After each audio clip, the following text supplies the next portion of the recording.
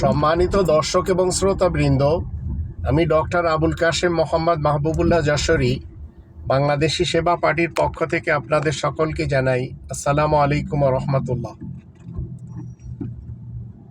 তারেক রহমানকে সুপুত্র কেউ বলছে না, কারণ এই তারেক রহমান তার আপন মা খালেদা জিয়াকেও অপমান করল। যুগান্তরের রিপোর্টে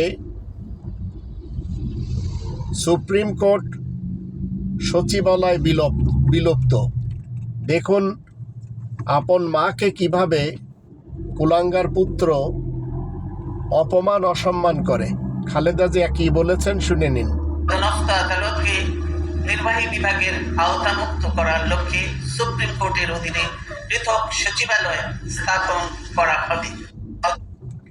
এই খালেদা জিয়াকে কতটুকু মায়ের মর্যাদা দিচ্ছে এই তারেক জিয়া, সেটি আমাদের বুঝতে আর কষ্ট হচ্ছে না।